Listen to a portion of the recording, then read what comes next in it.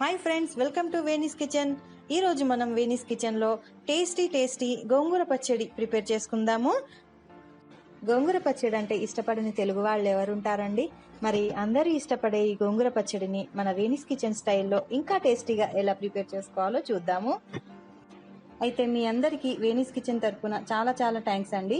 మీ support వల్ల మన channel చాలా ఫాస్ట్ గా 3000 సబ్స్క్రైబర్స్ రీచ్ అయిందండి. మీరు ఇలాగే సపోర్ట్ చేస్తే ఇంకా మంచి కంటెంట్ ని మీ ముందుకు ఉంచుతుందండి వేణీస్ కిచెన్. అలాగే మీరు గనక మా ఛానల్ ని ఫస్ట్ టైం విజిట్ చేస్తున్నట్టయితే మా ఛానల్ ని లైక్, షేర్ అండ్ సబ్స్క్రైబ్ చేయండి. అలాగే మర్చిపోకుండా బెల్ ఐకాన్ ని క్లిక్ చేయండి. గోంగూర పచ్చడి ప్రిపేర్ చేసుకోవడం కోసం ఒక ప్యాన్ లో 2 to 3 స్పూన్స్ ఆయిల్ హీట్ చేసుకొని అందులోకి సగం తుంచుకున్న పచ్చిమిరపకాయలు వేసుకొని ఫ్రై చేసుకోవాలి. గోంగూర పచ్చడిని మనం 2 రకాలు చేసుకోవచ్చు అండి. ఎండు మిరపకాయలతో కూడా ప్రిపేర్ చేసుకోవచ్చు. ఆ రెసిపీ నేను మీకు మరోసారి చూపిస్తాను.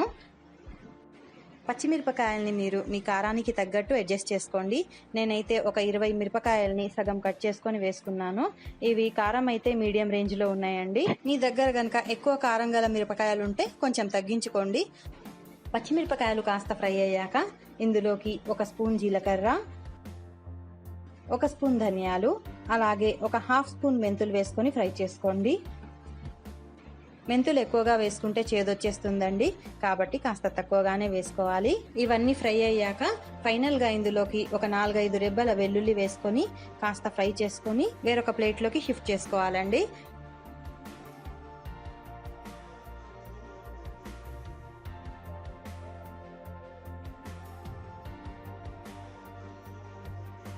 ఇప్పుడు అదే ప్యాన్ లో ఒక 4 నుంచి 5 మీడియం సైజ్ టొమాటోస్ కట్ చేసుకొని మగ్గించుకోవాలి. అలాగే ఇందులోకి కాస్త ఉప్పు వేసుకుంటే మాత్రం టొమాటోస్ చాలా ఫాస్ట్ గా మగ్గుతాయి.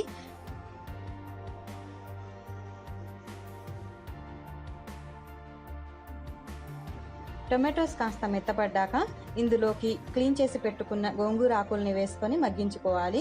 చాలా మంది ఏంటంటే గోంగూర ఆకుల్ని ముందుగా మగ్గించుకున్న తర్వాత టొమాటోస్ యాడ్ చేసుకుంటారు. ఇలా చేయడం వల్ల టొమాటోస్ సరిగ్గా ఉడకవండి గోంగూరలోని పులుపు వల్ల. నేను అందుకనే ముందుగానే టొమాటోస్ ని మగ్గించుకున్నాక గోంగూర ఆకుల్ని వేసుకుంటున్నాను. గోంగూర ఆకులు చాలా ఫాస్ట్ గానే మగ్గిపోతాయి కదా, సో మనకి ఎక్కువ టైం కూడా పట్టదు.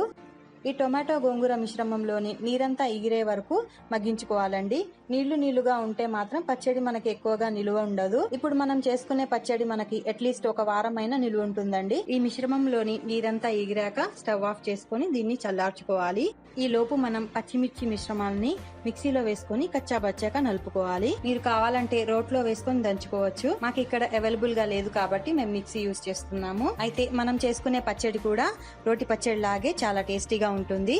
పచ్చిమిర్చి మిశ్రమాన్ని కచ్చాబచ్చాగా మిక్సీ చేసుకున్నాక ఇందులోకి చల్లార్చుకున్న టొమాటో గోంగూర మిక్చర్ వేసుకొని ఒక 30 సెకండ్స్ మాత్రమే మిక్సీ చేసుకోవాలండి. ఎక్కువగా చేసుకుంటే మరీ పేస్ట్ గా అయిపోతుంది. జస్ట్ ఒక 30 సెకండ్స్ ఆన్ ఆఫ్ చేస్తే సరిపోతుంది. తాలింపు కోసం ఒక కడాయిలో ఒక 3 స్పూన్స్ ఆయిల్ హీట్ చేసుకొని ఇందులోకి తాలింపు దినుసులు వేసుకొని ఫ్రై చేసుకోవాలి. తాలింపు దినుసులు కాస్త ఫ్రై అయ్యాక ఎండుమిరపకాయలు వేసుకొని ఫ్రై చేసుకోవాలి. ఇక్కడ ఒక చిన్న టిప్ అండి, మీకు ఒకవేళ పచ్చడిలో కాస్త కారం తగ్గినట్టు అనిపిస్తే ఎండుమిరపకాయలు కాస్త ఎక్కువగా వేసుకోండి, కారం సెట్ అయిపోతుంది.